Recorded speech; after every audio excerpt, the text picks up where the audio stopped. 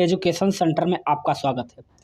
आज हम लोग Bihar civil court clerk, peon, steno और रीडर के लिए होने वाले एग्ज़ाम के लिए इंग्लिश सेक्शन का हम लोग ग्रामर सेक्शन को देखने वाले हैं।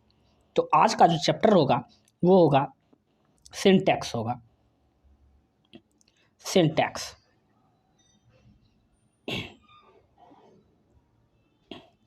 अर्थात सब्जेक्ट, वर्ब प्लस एग्रीमेंट।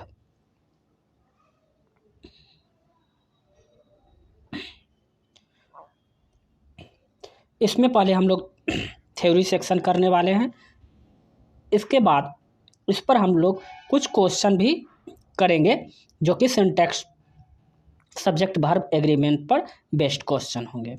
तो इसमें हम लोग सीखने वाले हैं कुछ कॉमन, कुछ बेसिक है। तो कुछ बेसिक बातें हम लोग सबसे पहले जानते हैं। तो चैनल पर अगर आप लोग न्यू हैं तो चैनल को सब्सक्राइब कर लीजिए और बेल आइकन को दबाना ना भूलें। और इस चैनल के माध्यम से हम आप लोगों को इंग्लिश सेक्शन के 1 मंथ ड्यूरेशन में, चूँकि सिविल कोड जो क्लर्क है एग्ज़ाम जो है फरवरी में एक्सपेक्टेड है। फरवरी मंथ में ये एग्ज़ाम हो सकता है। फरवरी मंथ में ये एग्ज़ाम लगभग हो जाएगा। तो उससे पहले हम इस चैनल के माध्यम से ग्रामर सेक्शन को पूरी तरह से कंप्लीट करा देंगे। तो आप लोग चैनल पर बने रहे। तो चलिए हम लोग शुरू करते हैं। आज का जो टॉपिक है वो सिंटैक्स है। अगर बात करें सिंटैक्स की तो इसमें दो ही चीज़ है, सब्जेक्ट और वर्ब। ये दोनों सब्जेक्ट के अकॉर्डिंग जो होता है वो वर्ब सिंगुलर होगा या प्लूरल होगा या डिसाइड करते हैं हम लोग। सब्जेक्ट अगर सिंगुलर होगा तो वर्ब भी क्या होगा, सिंगुलर होगा। अगर सब्जेक्ट प्लूरल होगा तो वर्ब भी क्या होगा, प्लूरल होगा। तो ये चीज़ आप लोग याद रखिएगा। कुछ कॉमन फैक्टर है जो कि आप लोगों को हम बता देते हैं। जैसे कि अगर नाउन में एस या ईएस लगता है तो वह प्लूरल हो जाता है, तो वह प्लूरल बनता है। यानी कि नाउन में एस या ईएस लगाकर प्लूरल बनाते हैं। किसी भी वर्ड में अगर वह नाउन है तो एस या ईएस लगाकर उसको प्लूरल बनाया जाता है। जबकि वर्ब जो होता है ऑलरेडी वह प्लूरल होता है, उसमें एस या ईएस लगाकर इसको सिंगुलर बनाया जाता है। तो ये चीज़ आप लोग हमेशा ही ध्यान रखिएगा, क्योंकि मेन जो बेसिक फैक्टर जो है यहीं से है। चलिए आगे हम लोग अब देखते हैं। जैसा कि आप लोगों को बता चुके हैं, वाक्य का वर्ब वाक्य में सब्जेक्ट के अनुसार सिंगुलर या प्लूरल होता है।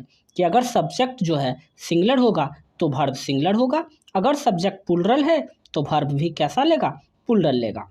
चलिए आइए अब कुछ रूल्स को हम लोग जान लेते हैं। अगर बात करें ईच, आप लोग लिखते चलिए, इसको नोट भी हम लोग डिस्क्रिप्शन में टेलीग्राम चैनल के माध्यम से प्रोवाइड करा दिया जाएगा। Each, every, no, none, somebody, some, someone, one, सभी जो होता है सिंगुलर होते हैं और उनके साथ आने वाला जो वर्ब होगा वो भी कैसा होगा, सिंगुलर ही होगा।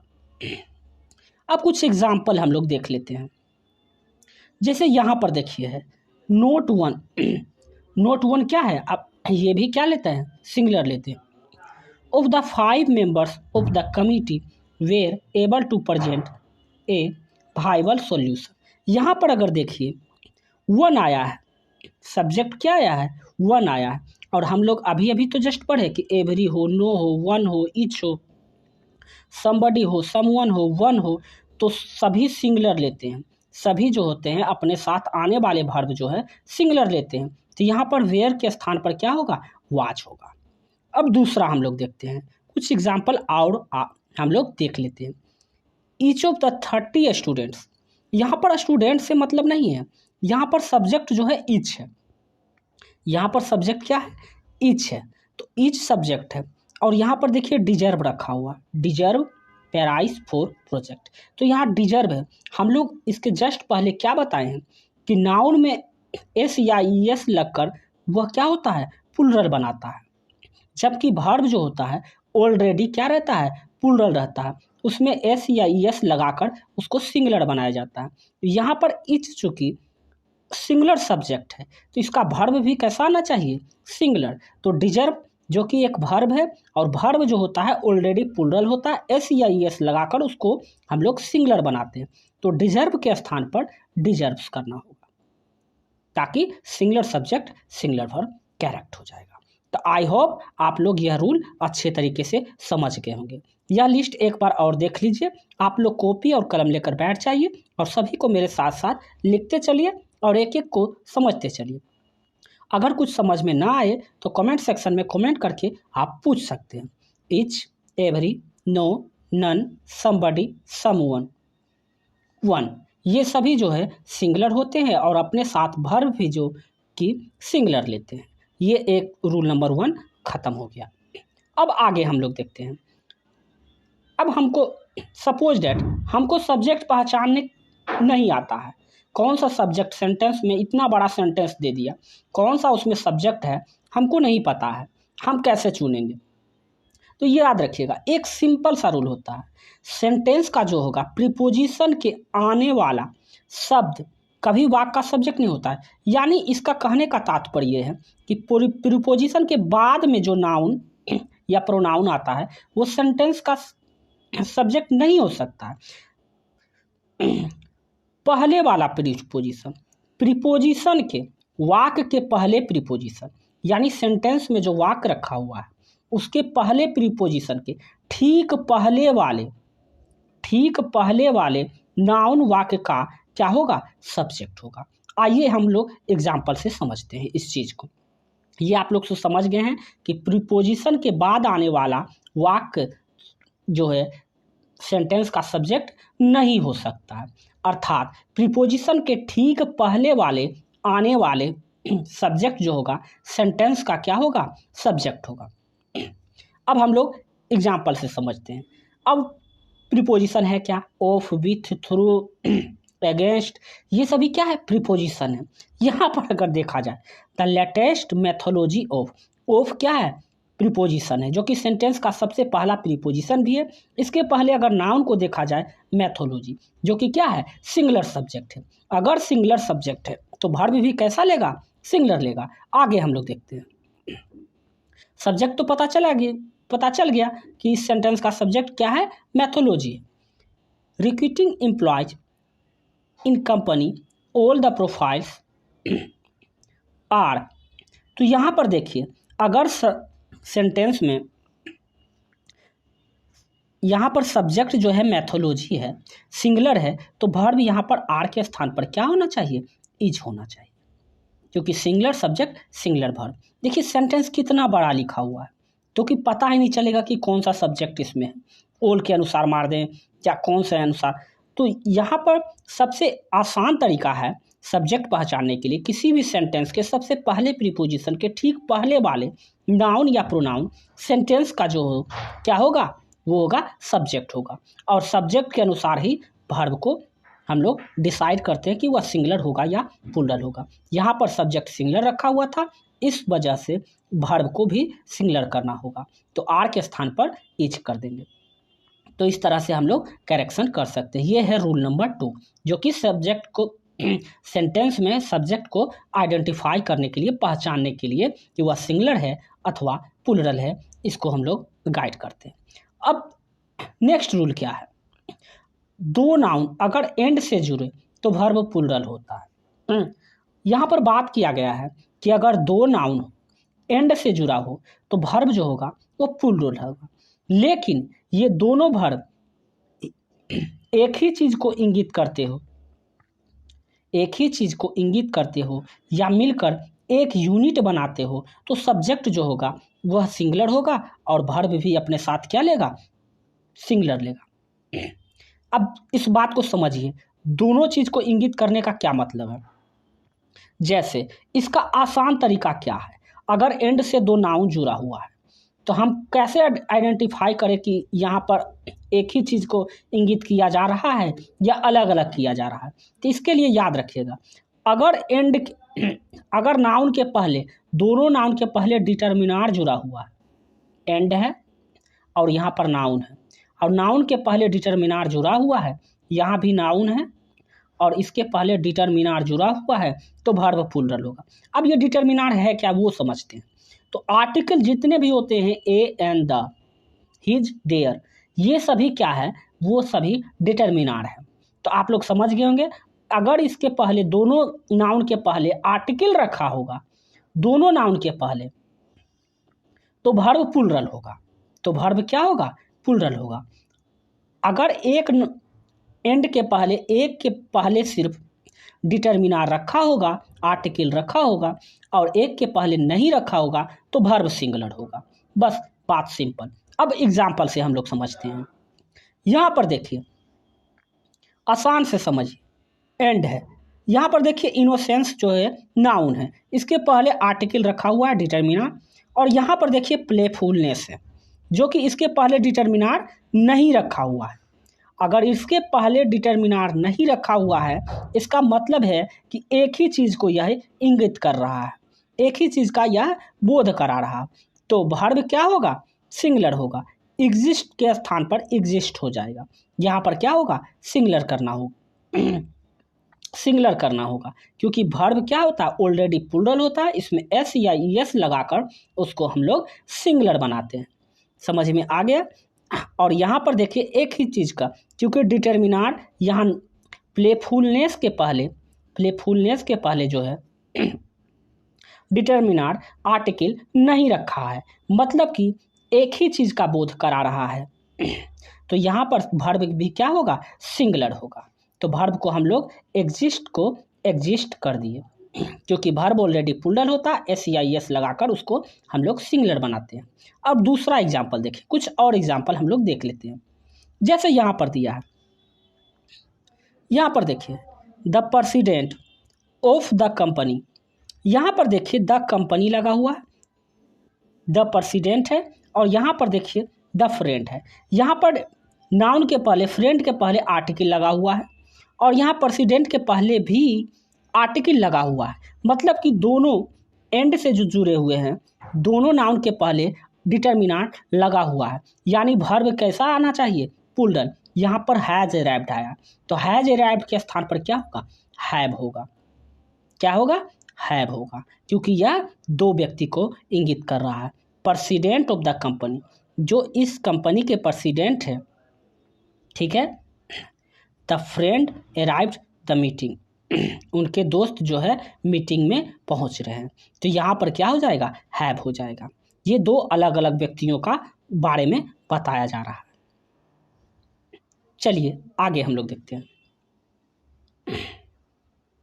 यहाँ पर देखिए, अगर वही सेंटेंस है, यहाँ पर द प्रेसिडेंट नाउन के पहले डिटरमिनार लगा हुआ है, यहाँ पर से देखिए डिटरमिनार को अगर हटा दिया गया तो यहाँ पर हैव नहीं होगा, क्योंकि जो कंपनी के प्रेसिडेंट है वही फ्रेंड अराइव्ड द मीटिंग, ठीक है। यहाँ दोनों एक ही व्यक्ति के बारे में कहा गया है, ठीक है। जो कंपनी के प्रेसिडेंट है वही उनके दोस्त हैं जो कि मीटिंग में आ रहे हैं। तो यहाँ पर जो है हैव के स्थान पर हैज होगा, क्योंकि फ्रेंड के पहले डिटरमिनार नहीं लगा हुआ है, मतलब एक ही व्यक्ति के बारे में बोध करा रहा है। तो यहाँ पर क्या होगा, हैव के स्थान पर हैज हो जाएगा। तो आई होप आप लोग ये रूल भी आप लोग अच्छे तरीके से, एंड वाला रूल भी आप लोग अच्छे तरीके से समझ गए होंगे। चलिए हम लोग नेक्स्ट देखते हैं, रूल नंबर 4। देखिए, जब दो नाउन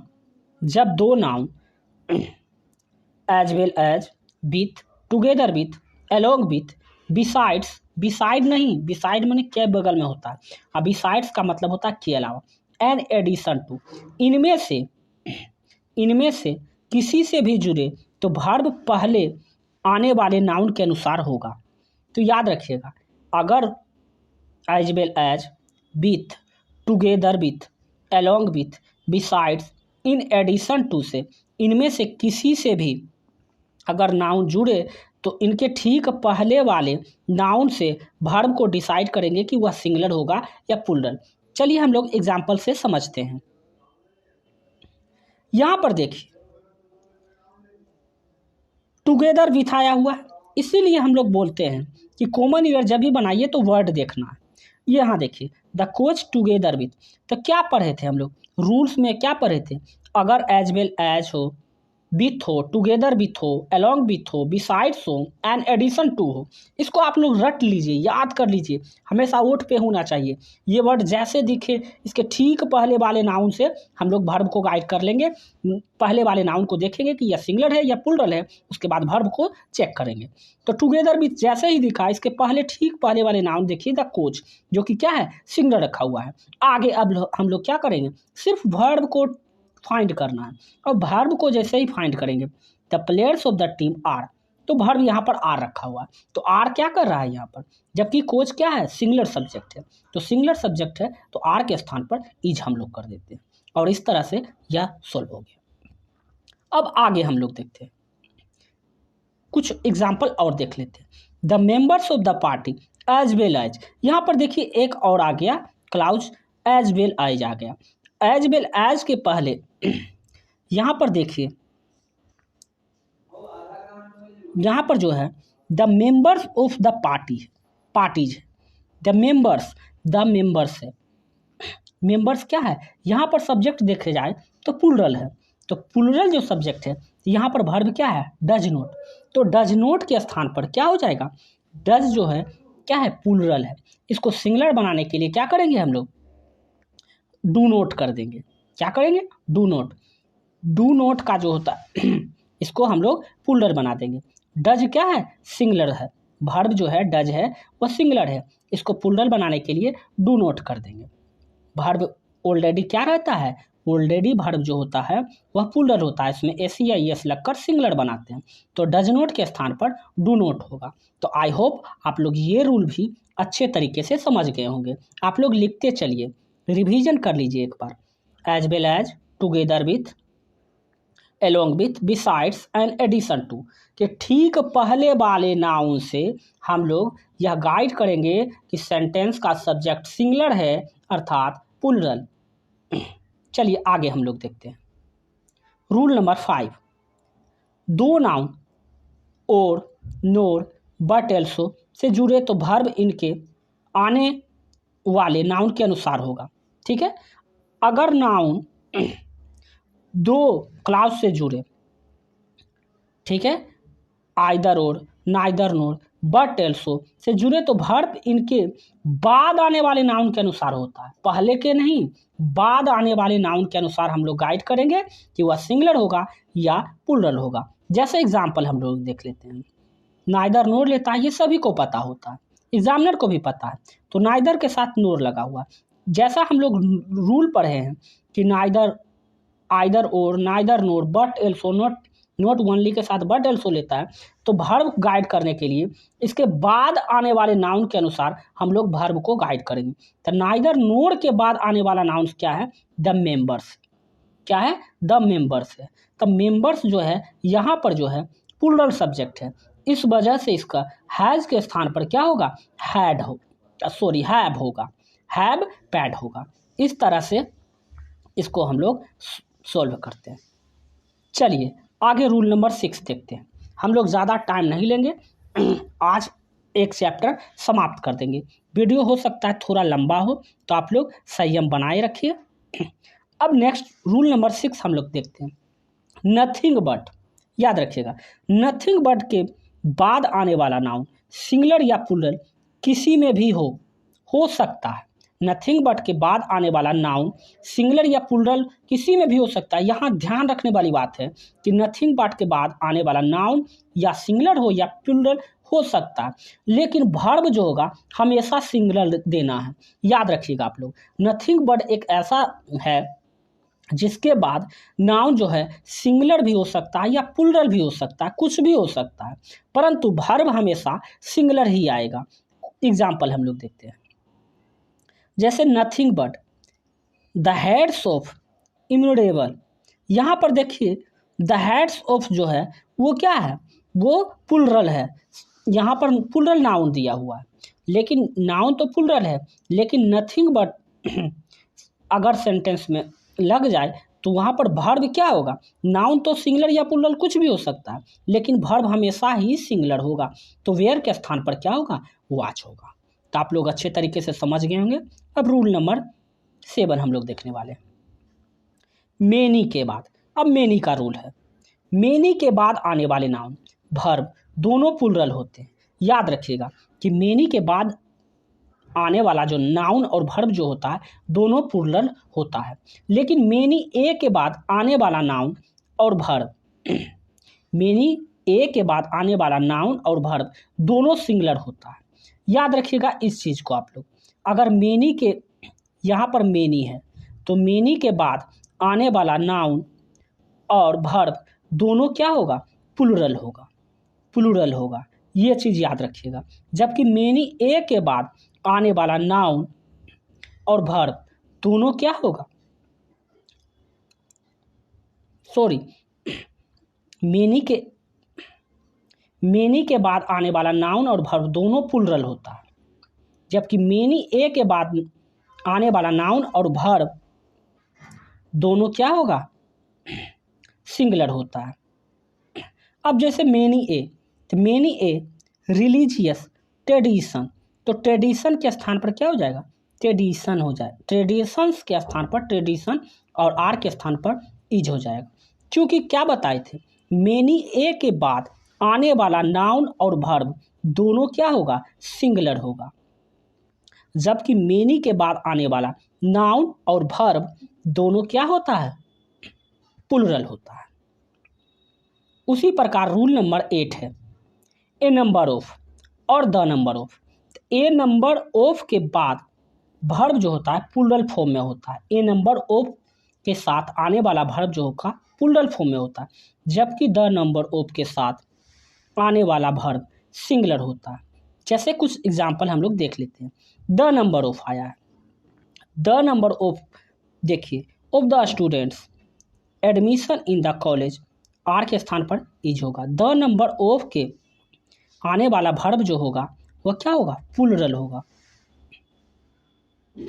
ए नंबर ऑफ के बाद क्या होता है, प्लूरल होता है। ए नंबर ऑफ के बाद इज के स्थान पर आर हो जाएगा, और द नंबर ऑफ के बाद आने वाला वर्ब जो होगा वो क्या होता है, सिंगुलर होता है। The number of plus singular verb, a number of plus plural verb. ये आप लोगों इतना सा रूल आप लोग याद रखिएगा, और इस पर हम लोग क्वेश्चन भी करवाएंगे। तो यदि आपको यह वीडियो अच्छा और हेल्पफुल लगा तो चैनल को सब्सक्राइब करके बेल आइकन को दबाना ना भूलें। आज सिंटैक्स का जो सब्जेक्ट वर्ब एग्रीमेंट जो चैप्टर है वो आपका ख़त्म हो चुका है, सिंटैक्स चैप्टर जो कि ख़त्म हो चुका है। तो मिलते हैं हम लोग नेक्स्ट वीडियो में। अभी के लिए बस इतना ही। जय हिंद।